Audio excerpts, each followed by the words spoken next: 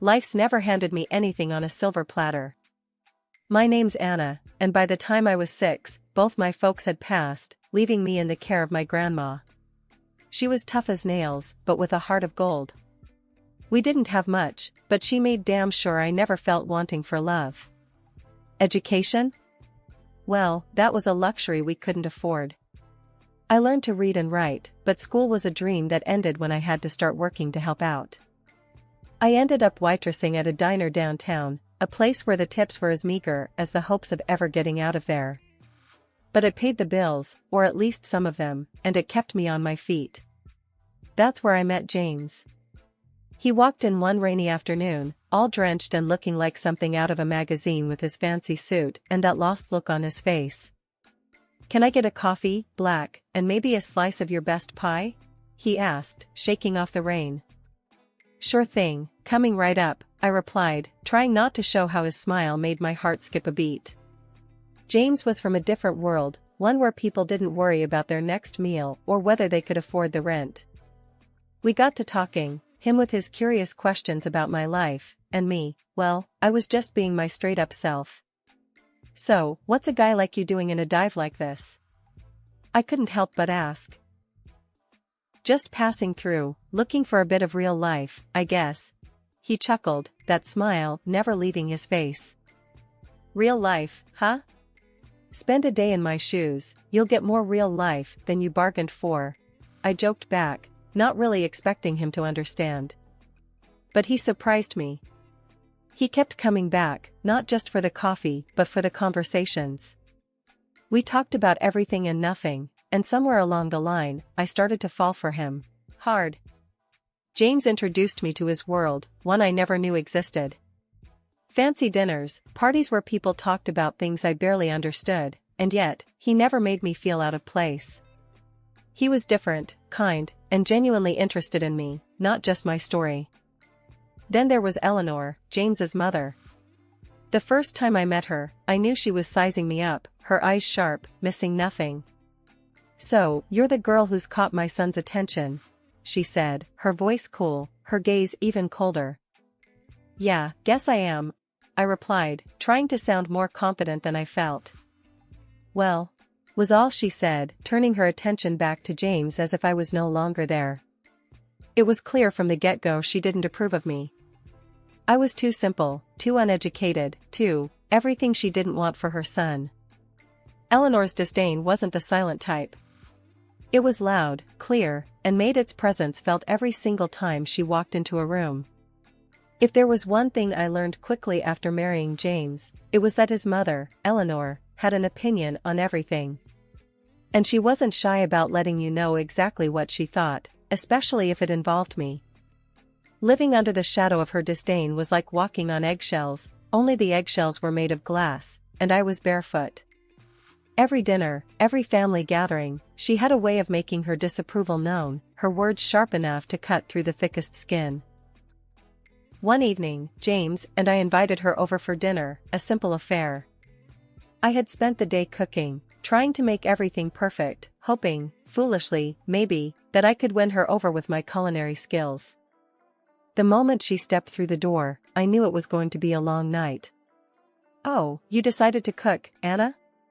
How quaint," she remarked, her voice dripping with condescension as she glanced around our modest living room. "Yeah, thought we'd have a nice family dinner." "Sit down, make yourself comfortable," I replied, forcing a smile, trying to keep the peace for James's sake. James, bless him, tried to smooth things over. "Mom, Anna's been working hard on this meal.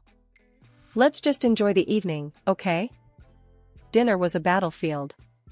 With every dish I served, Eleanor had a comment. "This is interesting, Anna. Not what I would have chosen, but I suppose it's edible." I clenched my jaw, counting to 10 in my head. "Glad you think so. Tried something new tonight." James shot me a sympathetic look, his way of saying, "Just ignore her." But ignoring Eleanor was like trying to ignore a hurricane in your living room. The real kicker came when we were talking about Lily's upcoming school year. "I've been looking into schools for Lily," Eleanor began, her tone suggesting she had already made decisions. The local public school simply won't do. A girl of her potential needs the best education we can provide. I felt my hackles rise. James and I have been discussing schools. We think the local school is just fine. Eleanor turned her sharp gaze on me. Anna, with all due respect, what do you know about education? Your background doesn't exactly scream expertise in the matter. That stung. I could feel James tense up beside me, but before he could say anything, I jumped in. My background might not be fancy, Eleanor, but I know plenty about making the best out of what you've got. Lily will be fine. The rest of the evening passed in tense silence. After Eleanor left, James tried to apologize. Anna, I'm sorry. She's just set in her ways? Yeah, I've noticed, I interrupted, not wanting to hear excuses for her behavior. It wasn't just the dinners or the snide remarks about my cooking or our home. It was the way she treated me, like I was an inconvenience, a mistake her son had made. But I wasn't about to let her walk all over me. I had faced tougher things in my life than Eleanor's disdain. What bothered me most was the way she talked about Lily, as if I had no say in my daughter's upbringing. The thought of her undermining me with Lily, teaching her to look down on where she came from, made my blood boil. James was caught in the middle, I knew that. He loved his mother, but he loved me and Lily too. We'll figure this out, Anna. I promise, he said, pulling me into a hug. Eleanor's idea of music lessons for Lily felt more like a military operation than anything resembling fun. She'd march into our home, piano books in hand, a stern look on her face that would make a drill sergeant proud. Lily, bless her heart, tried to look excited, but I could see the dread in her eyes. It broke my heart. One afternoon, after another one of these so-called lessons, Lily came to me, her little face scrunched up in distress. Mommy, do I have to keep doing piano with Grandma? She gets mad when I mess up. It's not fun. I knelt down, pulling her into a hug. Hey, it's okay. You don't have to do anything that makes you unhappy. Let me talk to Grandma, okay? Lily nodded, wiping away a tear. It was the last straw. I decided it was time for a showdown with Eleanor. That evening, when Eleanor was about to leave, I stopped her at the door. Eleanor, we need to talk about these music lessons, I said, my voice steady but firm. Oh? What about them? She replied, her tone icy, as if she already knew where this was going. Lily's not happy. She's stressed and upset after every lesson. I thought these were supposed to be fun for her.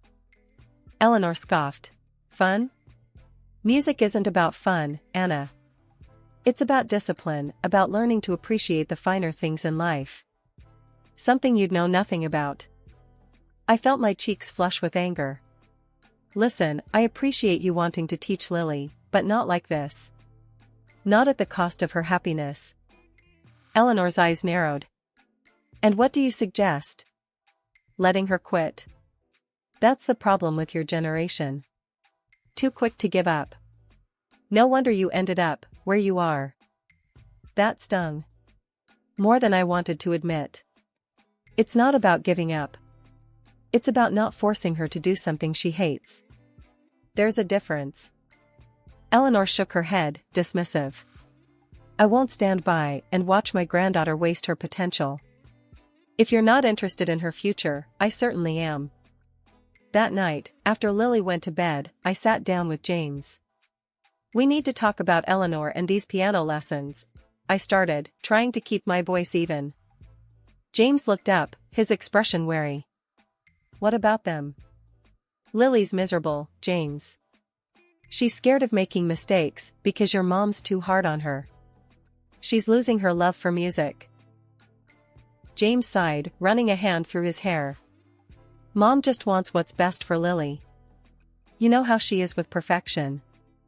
I felt my frustration rise. But at what cost? Our daughter's happiness?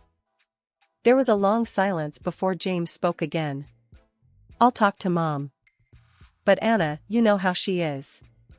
She's set in her ways. Maybe we just give it a bit more time? I couldn't believe what I was hearing. More time? James, our daughter is unhappy. He didn't meet my gaze. I know, but Mom's heart is in the right place. Let's not make a big deal out of this, okay? We'll work it out. Just give it some time. The conversation ended there, but the issue didn't. James did talk to Eleanor, or so he said, but nothing changed.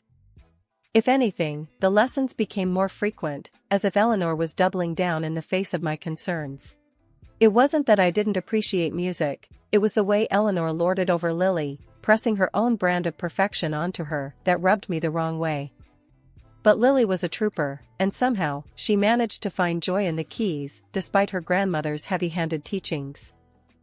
As our wedding anniversary approached, James and I decided to throw a party. Nothing too fancy, just a gathering of close friends and family to celebrate another year of us. The planning was going smoothly until Eleanor threw us a curveball. I've arranged for a special performance, she announced one evening, her tone leaving no room for argument. Lily and I will be playing a duet. You'll need to rent a stage and a piano. James and I exchanged a look. A piano? He echoed, clearly taken aback. Yes, James. And make sure it's a grand piano. We'll be playing arpeggios, something Anna here might not be familiar with, Eleanor said, her voice dripping with that familiar condescension. I felt my cheeks burn, not from embarrassment, but from anger. The nerve of her, to assume I didn't know what arpeggios were. My grandmother had made sure I was as comfortable with Bach and Beethoven as I was with a frying pan and spatula. But I'd kept my musical skills a secret, a piece of me that I cherished privately, away from judgmental eyes. Not even James knew. But I swallowed my pride and bit back the sharp retort on the tip of my tongue. This wasn't about me or Eleanor. This was about Lily, and if playing this duet made her happy, then I'd move heaven and earth to make it happen. Sure, Eleanor. We'll make sure there's a stage and a piano, I said, my voice steady, despite the storm brewing inside me. Eleanor looked satisfied, her smile sharp as a knife. Good. It'll be educational for you, Anna. A chance to see what real music sounds like. I forced a smile, imagining the look on her face if I sat down at that piano and let loose with a Chopin nocturne or a Debussy prelude. But this wasn't the time for showing off. This was about giving Lily a moment in the spotlight, away from the shadow of her grandmother's expectations. James, bless him, was clueless about the tension. It'll be great, babe. Lily's excited about it, he said later, wrapping an arm around me. I nodded, leaning into his embrace. Yeah, it'll be something all right. As the day of the party drew closer, I found myself feeling more anxious than excited. Not about the party itself, but about that performance. It was a reminder of how much I'd kept hidden from my own family, and of the delicate balance we maintained to keep the peace. The party was in full swing, laughter and chatter filling our backyard, transformed for the night into a slice of celebration. James was mingling, playing the host with an easy charm that made me fall for him all over again every time I saw it. Lily, dolled up in a dress that sparkled under the fairy lights, was buzzing with excitement and nerves about her upcoming performance. I was fussing over the last-minute details when Eleanor made her grand entrance, draped in elegance, but with that ever-present air of scrutiny. Anna, dear, is everything set for our performance? She asked, her eyes darting around, assessing everything with a critical eye. Yep, all set. The piano's tuned, and the stage is waiting, I replied, keeping my voice neutral. Inside, my stomach was a bundle of knots. This whole setup was Eleanor's show, but it was Lily I was worried about. As guests settled, Eleanor decided it was time. Let's not keep our audience waiting, she announced, herding a reluctant Lily towards the stage. But fate, it seemed, had other plans. As Eleanor stepped onto the stage, her heel caught on a loose cable. Time slowed as she stumbled, a gasp escaping from the crowd. Instinctively, she reached out, trying to steady herself on the piano, but instead, she tumbled, landing awkwardly on her arm. The music halted, replaced by murmurs of concern.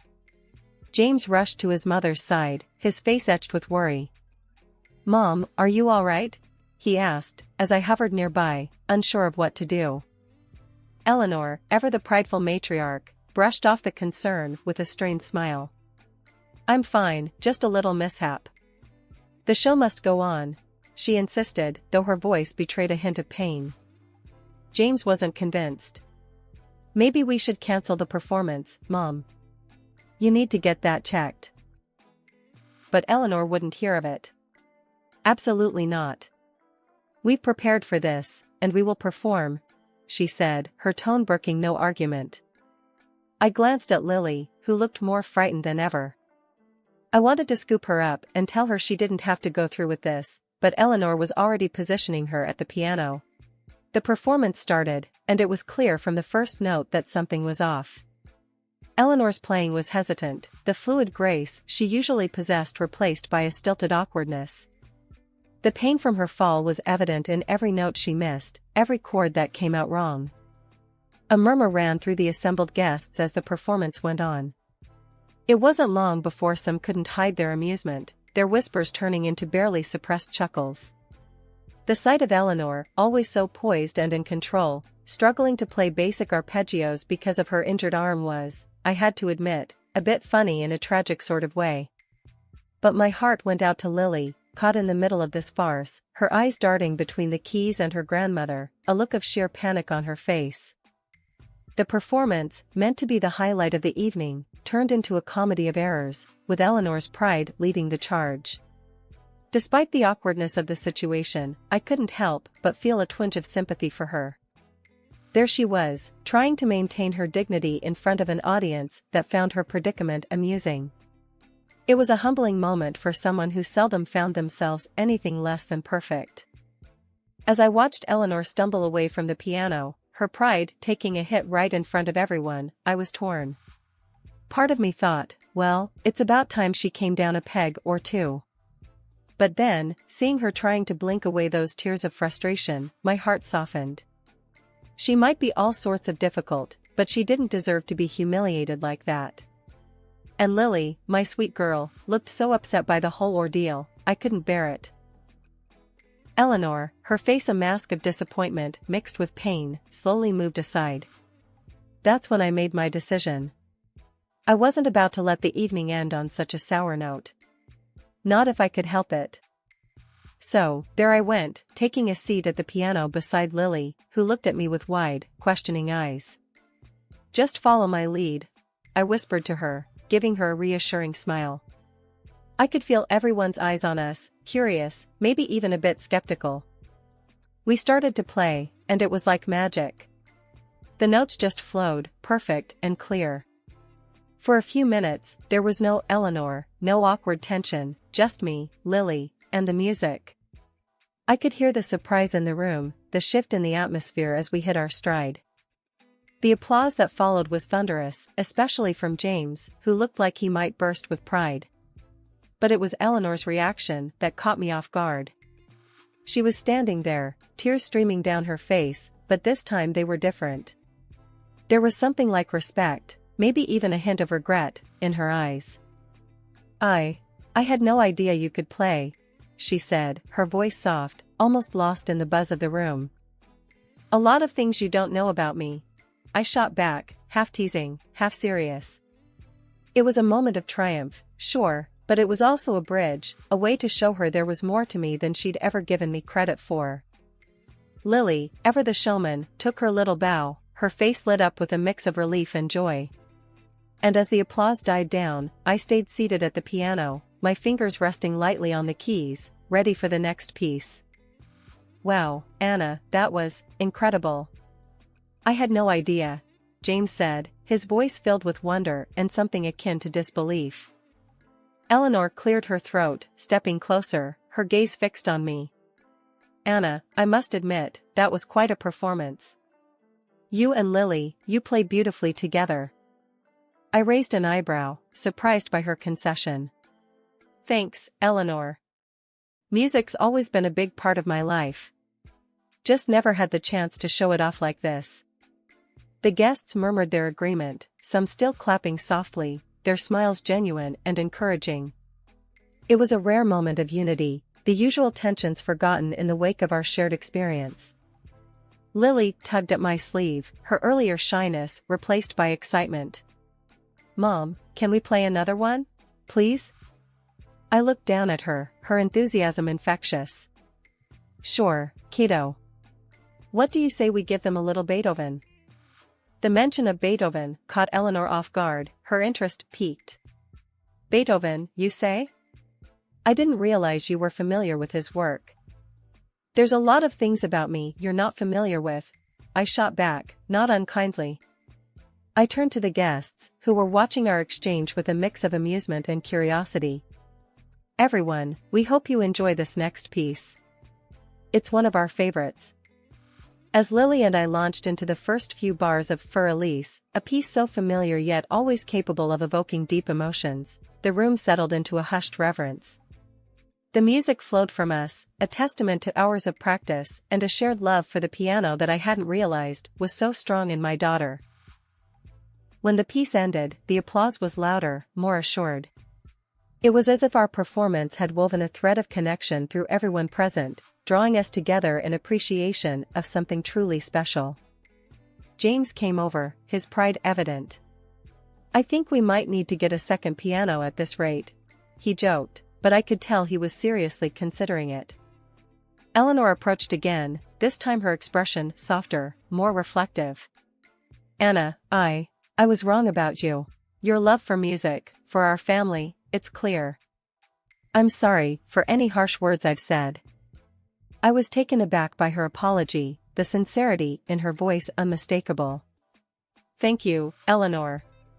That means a lot coming from you. Maybe we can start fresh?" She nodded, a small smile playing at the corners of her mouth. "I'd like that. Very much." The rest of the evening was a blur of laughter, conversation, and even more music. Lily and I played a few more pieces, each one drawing cheers and applause from our guests. It felt like a turning point, a bridge mended through the power of music and a shared moment of vulnerability. It's been a while since that unforgettable night when music changed everything between me and Eleanor, my once daunting mother-in-law. If someone had told me back then that we'd end up close, I would have laughed it off. But here we are, and I can hardly believe it myself. Eleanor softened a lot, especially when it comes to Lily's upbringing. She's not as rigid as she used to be, and I see a warmth in her I never knew existed. These days, we often find ourselves sitting side by side at the piano, our fingers dancing over the keys in perfect harmony. It's become our thing, playing together during family get-togethers or quiet evenings at home. Who would have thought? One evening, as we finished a particularly challenging piece, I turned to Eleanor, unable to hide my grin. "Not bad for two amateurs, huh?" Eleanor actually chuckled, a sound so rare and precious it still caught me off guard. "Speak for yourself, Anna. I've always been a virtuoso in my own mind." Lily, who'd been listening, piped up from where she sat, a stack of music sheets in her lap. "Grandma, you're the best teacher. But Mom's catching up." Eleanor's gaze softened as she looked at Lily, then back at me. "We make a good team, don't we?" "Yeah, we do," I agreed, feeling a surge of pride. Not just in our music, but in how far we'd come, from cautious adversaries to partners in crime at the piano. James, ever the supportive husband and son, would often sit back with a contented smile, watching us. "You three are something else," he'd say, and I knew he meant every word. Eleanor and we talk a lot more now. Not just about music, but about life, love, and everything in between. She's opened up about the challenges of raising her kids alone, and I've shared my fears and dreams for Lily. These conversations, once unimaginable, have become a cherished part of our relationship. "Anna," Eleanor said one night, after Lily had gone to bed, "I was too harsh on you before. You brought something special into this family." Hearing those words, I felt a weight lift off my shoulders. "Thank you, Eleanor. That means the world to me. We've come a long way, Eleanor and I." From tension and misunderstanding to respect and genuine affection. It's not always perfect, but the progress we've made is undeniable. And much of it, we owe to those evenings at the piano, where, through the universal language of music, we found a way to understand each other.